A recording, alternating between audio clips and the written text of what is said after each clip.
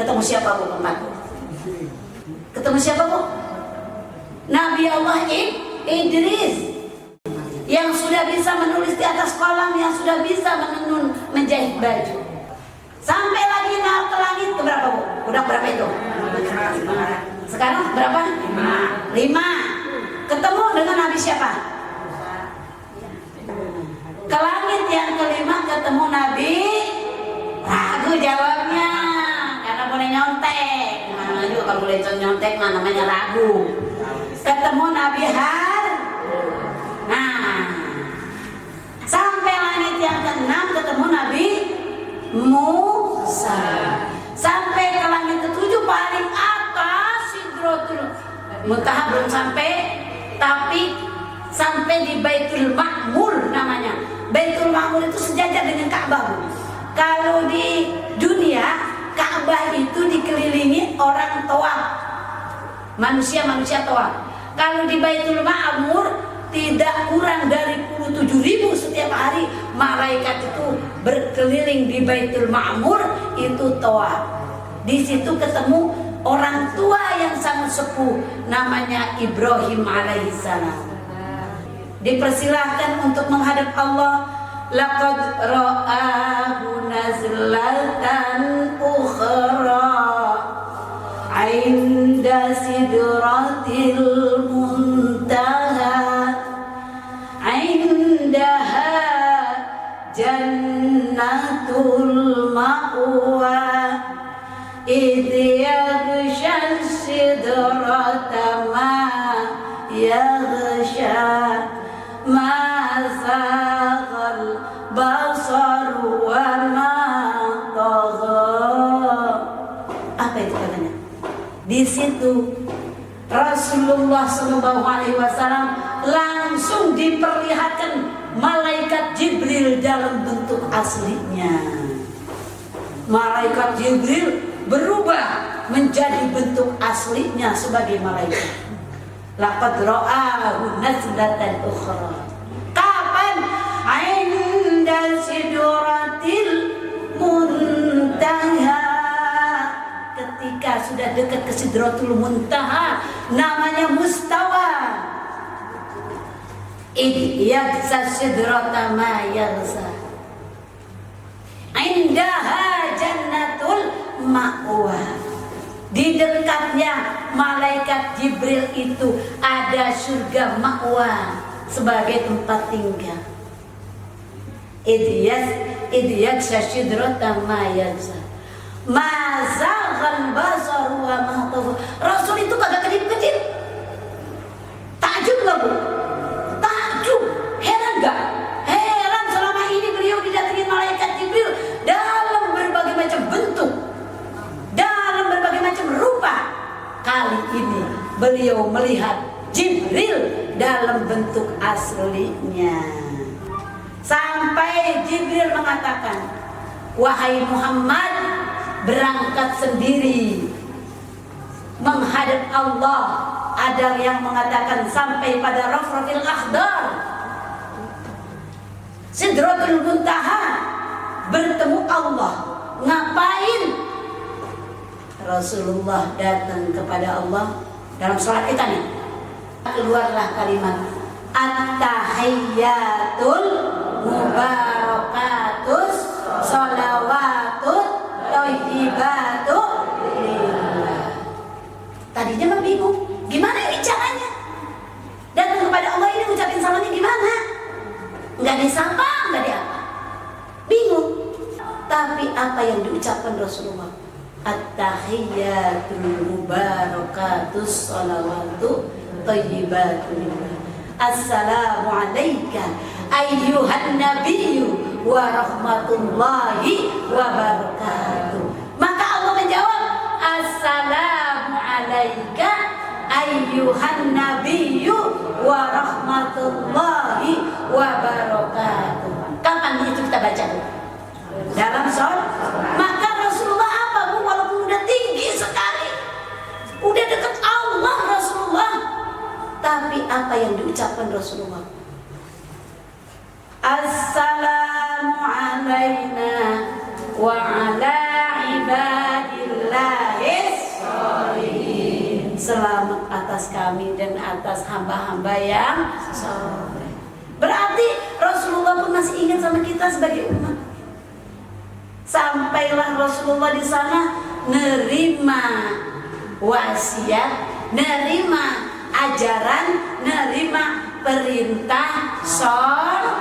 Kita bicara mukjizat tahajud, kita bicara mukjizat subuh, ternyata dapatnya dari Sidratul Muntaha ketika Isra Mi'raj.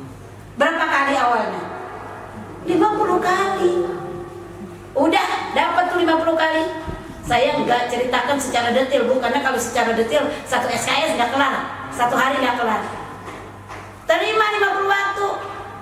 Rasulullah mah anak baik, terima aja. Turun lagi, ketemu Nabi Ibrahim, nggak komentar apa-apa, selaku orang tua bijaksana. Sampai turun lagi ke langit yang 6, ketemu siapa? Musa. Kata Musa apa?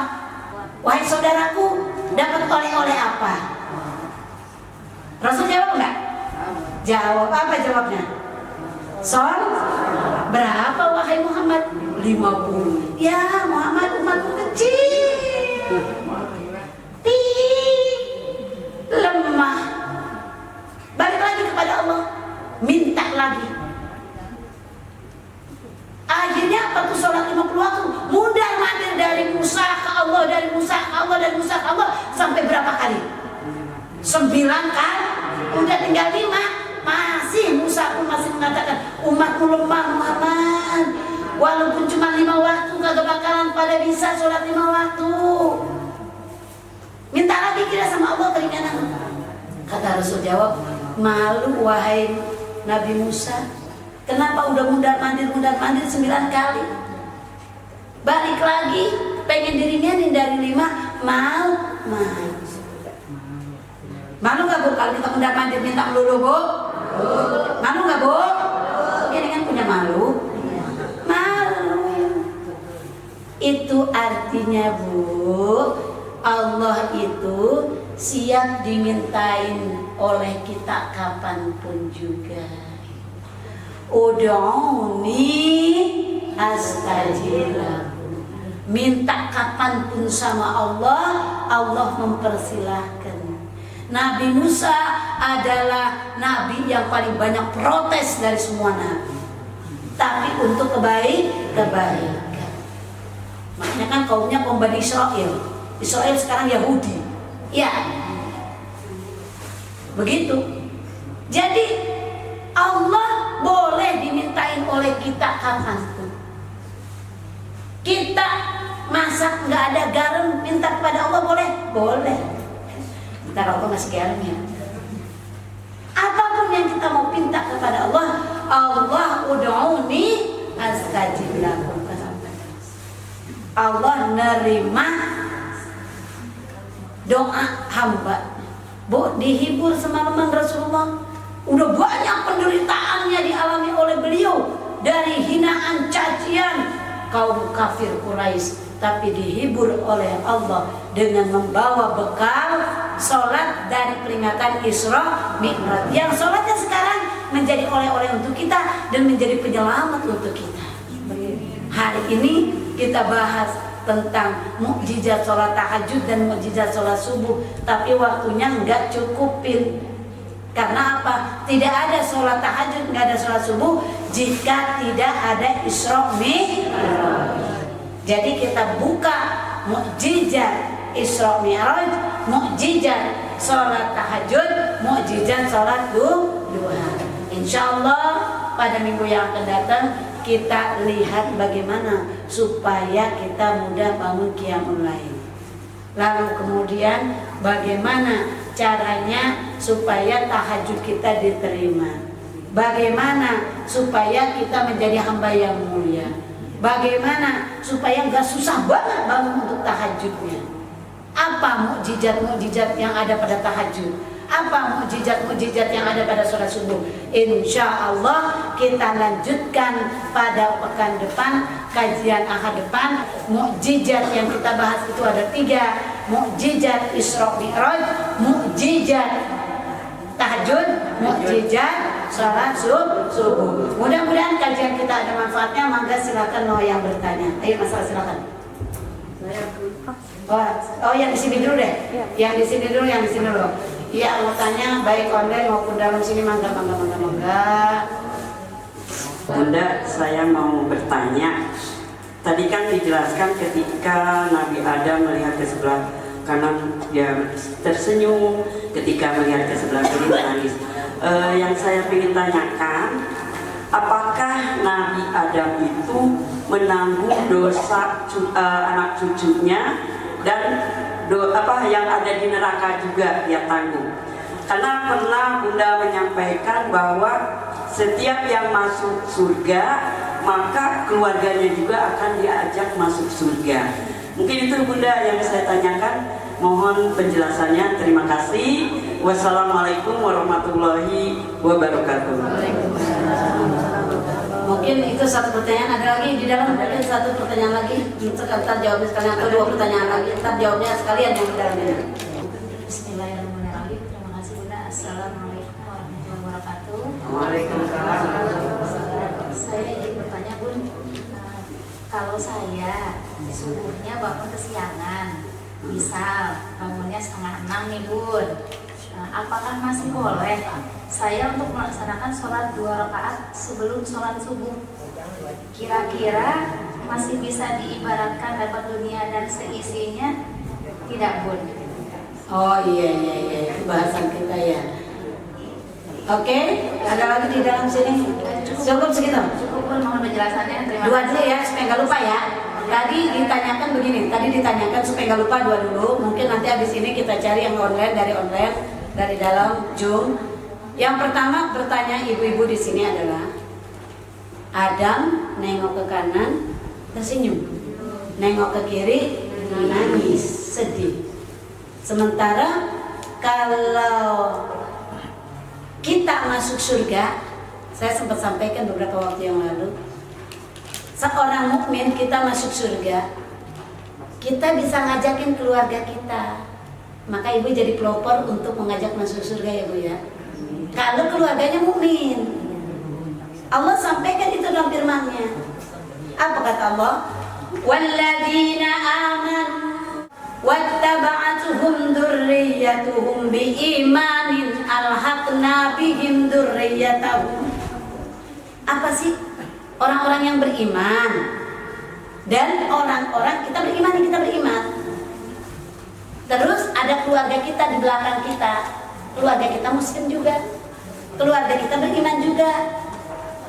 Ittaba'atuhum dzurriyyatuhum biimanin, sama keimanannya. Alhaqna bihim dzurriyyatahum.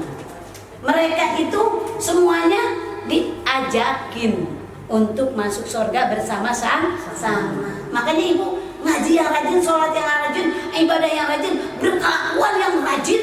Keluarga ibu semuanya muslim, ibu masuk surga, ngikut tuh semua keluarga. Yang penting muslim. Kenapa demikian? Karena sesama muslim. Wa ma alatnahum min amalihim min syai' kullu imri'in bima kasaba rahim, kata Allah. Tapi meskipun demikian, kita ngajakin saudara kita masuk surga, berarti kita memberikan syafaat kepada keluarga kita. Ini ibu kan tahu nih sekarang bahwa ternyata ibu-ibu amalnya baik banyak, sedekahnya banyak, zakatnya banyak, jariahnya banyak, sholatnya banyak, umrohnya bundar mandir, hajinya dilakukan. Ibu paling kaya dari semuanya, dari keluarga ibu. Ibu meninggal masuk surga, maka keluarga ibu yang mukmin muslim itu ngikut bersama-sama ibu masuk surga. Ibu sebagai pelopor pembawa keselamatan memberikan syafaat. Artinya syafaat penolong. Tapi Bu, ketika nengok kiri katanya, kenapa bersedih? Apakah itu keluarga kita kalau kita masuk neraka ngikut? Bu, kullu mri'in bima kasaba. Jangankan seperti itu, seorang ibu, seorang ayah, kedua orang tua punya anak, anaknya murtad, anaknya musyrik, anaknya keluar dari agama, itu saja sudah putus hubungan kekeluargaan, putus, tidak jadi ahli waris. Ibu punya anak ibu murtad, jadi dia keluar dari agama, kafir, musyrik. Ibu yang hartanya banyak, itu tuh si bocah satu itu, dia kagak dapat waris dari harta ibu, karena udah putus hubungan kekeluargaan. Begitu juga ketika dia masuk neraka, Bu ya. Masuk neraka, Adam kan nengok kiri, semuanya kan anak cucu Adam. Iya, semuanya anak cucu Adam. Apakah anak cucu Adam itu bapaknya Adam, kakeknya Adam, kemudian Adam juga ikut neraka? Enggak. Kenapa demikian? Itulah rahman rahimnya Allah. Ketika udah pisah, maka lakum dinukum waliyadin, lana amaluna walakum amalukum. Dari situ ada lagi yang bertanya, karena ini pertanyaan berangkai ini bakalannya apa? Tapi katanya ada, kalau seorang ibu, orang tua, ayah, bunda masuk surga, anaknya masuk neraka, anak itu bisa memanggil ibunya, bisa memanggil ayahnya, ngajakin sama-sama masuk neraka. Ya, pernah kita dengar ya? Itu butuh argumen. Allah nanti akan menanyakan alasannya apa. Malaikat akan diperintahkan oleh Allah, tanya alasannya apa. Nah, si anak pun ditanya alasannya apa. Kalau si anak itu ditanyanya oleh Allah, oleh malaikat, alasan dia jawabnya, dulu bapak ibu saya kiai ulama, tapi saya melakukan perbuatan dosa apapun nggak pernah dilarang oleh ayah bunda saya. Saya nggak pernah diajarkan tentang Islam dari kecil, maka saya tidak rela kalau ayah bunda saya masuk surga, sementara saya masuk neraka. Tanya lagi oleh Allah melalui malaikatnya, emangnya nggak disekolahkan supaya tahu tauhid, supaya tahu ajaran Islam? Kalau orang tua nggak mampu kan disekolahkan. Kalau dia jawab disekolahkan, cuman sayanya yang bandel ya Allah, maka itu gugur. Tapi kalau emak bapaknya, ayah bundanya, mama papanya cuek, nggak pernah ngasih pelajaran, nggak pernah mendidik tentang tauhid, tentang keimanan kepada Allah, tidak pernah ngasih tahu itu, disekolahkan pun tidak pernah ngajarin itu, namanya dayus. Si anak berbuat jahat kayak apapun, ibu bapaknya tenang-tenang aja, tapi ibu bapaknya sholat, ibu bapaknya ngaji, ibu bapaknya sedekah jariah, maka itu semuanya ibu bapaknya diseret oleh si anak ke neraka gara-gara ibu bapaknya dayus. Tapi kalau dia udah ngasih tahu, mendidik segala macam, tapi anaknya bandel membangkang, maka lana amaluna walakum amalukum. Orang tuanya bisa berargumentasi kepada Allah. Alaihissallahu biahkamil hakimin. Allah itu maha adil, Bu. Bukankah Allah itu adil-adil pemutus? Jadi ditanya dulu, argumentasinya sangat jelas. Sekecil apapun, faman ya'mal mithqala dzarratin khairan yarah wa man ya'mal mithqala dzarratin syarran yarah. Sekecil apapun Allah akan balas, Allah akan ganti itu. Jadi ini harus dipahami ya. Sholat subuh tadi, sholat subuh, sholat fajar ya, 2 rakaat. Sholat fajar 2 rakaat sebelum sholat subuh itu diibaratkan kebaikan memperoleh dunia dan segala isinya. Bu, sholat subuh itu kan ada qobliyahnya 2 rakaat ya. Kalaupun bangunnya udah 5:30, enggak lagi ngedengar azan, udah 5:30, masih perlu gak sholat qobliyah? Masih perlu, karena qobliyah sebelum subuh 2 rakaat itu namanya sholat rawatib. Kalau ibu bangunnya udah jam 8 siang, ya kagak, Bu.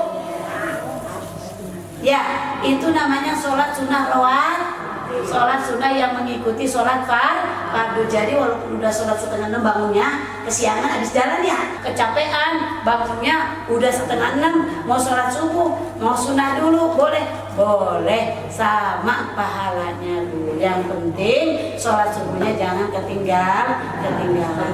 Oke, monggo Bu Ajeng. Nanti baru di dalam sini atau ada nggak dari Bu Ajeng?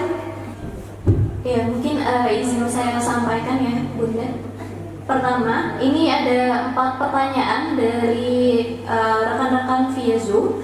Yang pertama ini terkait dengan Assalamualaikum Bunda, izin bertanya, apa perbedaan antara Sidratul Muntaha dengan langit ketujuh?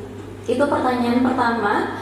Kedua, pertanyaannya itu saya masih jarang sholat tahajud, apakah kerugian yang saya peroleh? Itu pertanyaan kedua.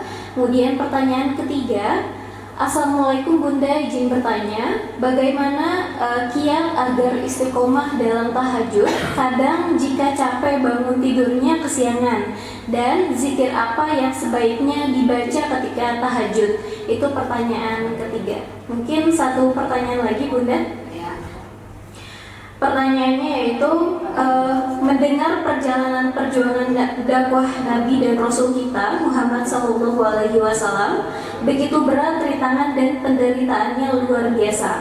Pertanyaannya adalah, apakah semua Nabi yang membawa ajaran Allah atau ajaran Tauhid itu mengalami hal yang sama dengan Rasul kita? Mohon maaf karena kalau saya pernah dengar Nabi Sulaiman dan Nabi Yusuf itu hebat-hebat. Sekian, terima kasih Bunda sebelumnya. Banyak banget nanyanya ya, sampai diborong. Lupa aku semuanya juga yang hafal. Terakhir dulu yang terakhir barusan ya. Jadi rada-rada ingat. Apakah singkatnya begini, Rasulullah kok banyak penderitaannya sih gitu ya? Apakah Rasul-Rasul itu nggak ada penderitaannya? Jangan salah. Rasul-Rasul kan yang kita tahu ada 25 ya. Dari Adam sampai Rasulullah. Nabi tadi sebut Nabi apa? Nabi Yusuf sama Nabi apa? Nabi Sulaiman itu jadi raja, punya penderitaan masing-masing. Satu contohnya Nabi Yusuf di penjara, ya. Apalagi Nabi Nuh. Nabi Nuh itu bukan hanya kaumnya. Nabi Nuh, Nabi Lut, istrinya pun dan keluarganya enggak mempercayai, jadi pembangkang kepada suami-suaminya. Apakah itu bukan rintangan? Rintangan bukan? Allah sebutkan dalam Quran di surat At-Tahrim itu Nabi Nuh sama Nabi Lut.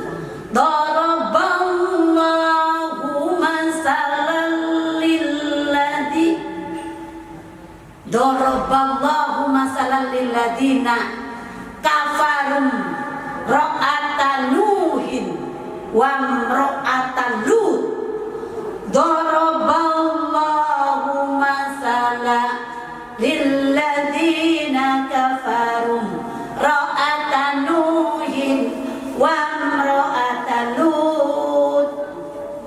Itu Allah kasih umpama istrinya Lut sama istrinya Nuh, istrinya Nuh sama istrinya Lut ngapain?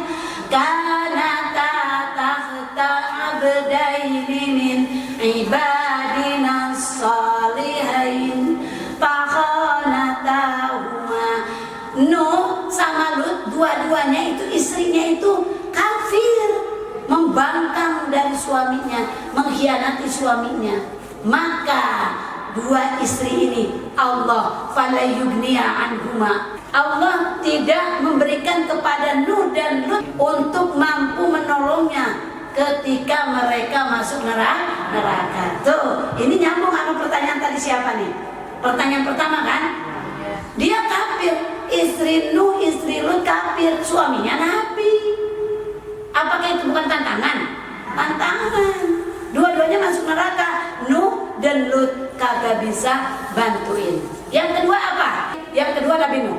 Nabi Nuh bilang begini, ya Allah sambil nangis, Rabbi inni da'autu qaumi lailan wa nahara falam yajidhum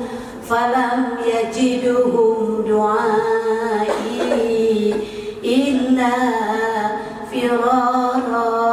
Kata Nuh apa? Ya Allah, aku nyeru kepada kaumku, aku ngajakin kaumku. Ini da'autu qaumi lailan wa nahara, siang malam, tetapi mereka semuanya walam yajidu du'ai illa firara. Kaumku bukannya malah pada dengerin, bukannya pada Islam, bukannya pada mukmin, bukannya pada muslim, tapi pada semakin jauh. Kemudian aku berdoa lagi terus. Nabi Nuh berdoa kepada Allah. Apa katanya? Ya Allah, saya minta kepada Allah, kamu semuanya bertobat kepada Allah. Semoga Allah mengampuni dosa kamu. Lalu orang-orang kafir ini ja'alu asabi'ahum, ditangkap kupingnya, wastagsaw siyabahu, ditutupin mukanya. Sama apa? Sama bajunya. Itu siapa? Kaum Nabi Nuh. Sampai begitu. Kemudian apa? Udah ditangkap telinganya, ditutupin mukanya, wastakbaru istikbaru. Itu dalam Al-Quran tidak Allah sebutkan. Mereka makin sombong, mereka makin durhaka. Akhirnya apa doa Nabi Nuh terakhir? Udah kecapean. Wa qala Nuh ngomong, mohon pada Allah, Rabbi la tadar 'alal ardi minal kafirina dayyara. Tuhanku, jangan kau biarkan di muka bumi ini diisi oleh orang-orang kafir. Jadi begitu banyak, hampir semua nabi mengalami penderitaan. Ini penderitaan dialami semua para nabi. Terus apa bedanya Sidratul Muntaha sama langit ketujuh? Langit tujuh itu adalah tempat Baitul Ma'mur, tempat diamnya Nabi Ibrahim, tempat tawafnya para malaikat,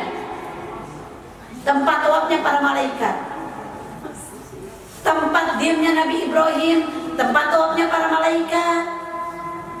Itu namanya langit ketujuh. Sidratul Muntaha, Rafratul Akhdar, itu adalah tempatnya Allah yang sesungguhnya.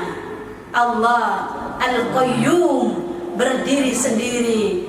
Sesungguhnya Allah tidak bisa dilihat, dan sesungguhnya Allah berada di mana-mana. Sidratul Muntaha, tempat yang sangat mulia, yang disitulah Allah bersemayam. Namun demikian, laisa kamitslihi syai'un, tidak ada perumpamaan bagi apapun atas kekuasaan Allah. Qadirun ala nafsi, yang berdiri dengan dirinya sendiri. Wal hayyul qayyum, dia maha hidup, maha berdiri sendiri. Walaupun Sidratul Muntaha itu Rasul bertemu Allah di situ, tetapi bukan berarti Allah bisa dilihat duduk di singgasananya, duduk di arasnya. Tetap Allah itu adalah laisa kamitslihi syai'un. Tidak ada perumpamaan bagi Allah. Apapun makhluknya tidak bisa menyerupai Allah. Maka tirai-tirai cahaya itulah yang malaikat Jibril sudah tidak mampu lagi menemani Rasulullah sampai ke Sidratul Muntaha, menghadap Allah Subhanahu wa taala, mendapatkan wasiat, mendapatkan perintah, mendapatkan oleh-oleh sholat 5 waktu. Bedanya itu ya. Terus apa lagi yang kedua? Oke, pertanyaan yang ketiga mungkin ya Bun. Ini pertanyaannya, apakah kerugian yang didapat ketika kita jarang melaksanakan sholat tahajud? Kan manusia itu punya hati, punya pikiran, punya perasaan ya. Kerugiannya adalah kita selalu gelisah, hanu'a jasu'a. Kerugiannya adalah kita tidak merasa dekat kepada Allah. Buat yang biasa nggak rugi, tapi buat seorang muslim dia rugi. Kenapa? Kalau ibu belanja ke mall, dapat bonus di mall, dapat reward, dapat tambahan dari mall, seneng nggak? Seneng. Maka sholat tahajud juga nafilatallah, bonusnya banyak. Bu, kalau kita sering dawam sholat tahajud, maka siangnya itu hati jembar, hati damai. Udah biasa tahajud, kemudian gak tahajud, siangnya itu gelisah, gundah. Rugi enggak? Enggak rugi. Enggak rugi. Saya mah enggak mau tahajud. Rugi enggak rugi. Buat ibu kok. Tapi rugi, tetap rugi buat saya. Kenapa? Karena tahajud itu memberikan kedamaian hati. Tahajud itu menambah pundi-pundi amal kita. Tahajud itu kita nafilatan lak asa yab'asaka rabbuka maqaman mahmuda, ditempatkan di tempat yang terpuji, wajah di tempat yang terpuji. Ya kan? Ketika kita punya rumah sederhana, terus karena kita bonusnya banyak dikasih seperti istana, mau nggak? Maqaman mahmuda. Jadi buat yang nggak biasa tahajud santai-santai aja. Tapi buat yang biasa tahajud merasa rugi. Biasakan, jadikan ibu selalu adalah orang yang selalu merugi, gelisah jika ibu tidak melaksanakan tahajud. Satu lagi. Ya, satu lagi Bunda. Ini ada pertanyaan terkait bagaimana kiat agar istiqomah dalam tahajud. Kemudian zikir apa yang sebaiknya kita baca ketika sholat tahajud? Tahajud itu kalau Rasulullah itu zikirnya panjang Bu, doanya banyak Bu. Tahajud itu gini. Rasulullah pernah mengajarkan, La ilaha illa anta subhanaka inni kuntu minadz zalimin. Subhanallah walhamdulillah wa la ilaha illallah wallahu akbar wa la haula wa la quwata illa billahil aliyyil azim. Lalu kemudian ada khalqillah wa bidawami mulkillah. Zikir. Mudah-mudahan kajian kita pada pagi hari ini ada manfaatnya. Mudah-mudahan kita diberikan syafaatul uzma di hari kiamat. Mudah-mudahan sholat kita diterima. Mudah-mudahan amal ibadah kita diterima oleh Allah Subhanahu wa taala. Shalawat kita sampai kepada Rasulullah sehingga kita diberikan syafaatul uzma di hari kiamat. Ada hadirinnya وعلى كل نية صالحة إلى حضرة النبي مصطفى رسول الله صلى الله عليه وسلم. الفاتحة. أعوذ بالله من الشيطان الرجيم. بسم الله الرحمن الرحيم. الحمد لله رب العالمين الرحمن الرحيم مالك يوم الدين إياك نعبد وإياك نستعين اهدنا الصراط المستقيم صراط الذين أنعمت عليهم غير المغضوب عليهم ولا الضالين. رب اغفر لنا وارحمنا ولوالدينا اللهم اعف عنا يا كريم. اللهم بحق الفاتحة وسر الفاتحة يا فارج الهم يا كاشف الغم يا من لعبد يغفر ويرحم ويا دافع البلاء يا الله ويا دافع البلاء يا رحمن ويا دافع البلاء يا رحيم. اللهم اهدنا بالإيمان وأمنا بالإيمان وأجرنا بالإيمان وأدخلنا الجنة مع الإيمان. اللهم ثبتنا مع الإيمان وأخرجنا من الدنيا مع الإيمان وخدم لنا من الجن مع الإيمان. اللهم عافنا في الدنيا والآخرة. اللهم علمنا ما جهلنا وذكرنا ما نسينا وفهمنا ما لم نفهمه إنك أنت علام الغيوب. ربنا هب لنا من أزواجنا وذرياتنا قرة أعيننا واجعلنا للمتقين إماما. ربنا اغفر لنا ذنوبنا ولوالدينا وارحمهما كما ربيانا صغارا. ربنا ظلمنا أنفسنا وإن لم تغفر لنا وترحمنا لنكونن من الخاسرين. ربنا اغفر لنا ذنوبنا ولوالدينا وارحمهما وارحمهما كما ربيانا صغارا ربنا اغفر لنا ذنوبنا ولوالدينا وارحمهما كما ربيانا صغارا ربنا تقبل منا إنك أنت السميع العليم وتب علينا إنك أنت التواب الرحيم ربنا آتنا في الدنيا حسنة وفي الآخرة حسنة وقنا عذاب النار وأدخلنا الجنة مع الأبرار يا عزيز يا غفار يا عزيز يا غفار يا عزيز يا غفار يا رب العالمين وصلى الله على خير خلقه سيدنا محمد وعلى آله وصحبه وبارك وسلم سبحان ربك رب العزة عما يصفون وسلام على المرسلين والحمد لله رب العالمين سبحانك اللهم وبحمدك أشهد أن لا إله إلا أنت أستغفرك وأتوب إليك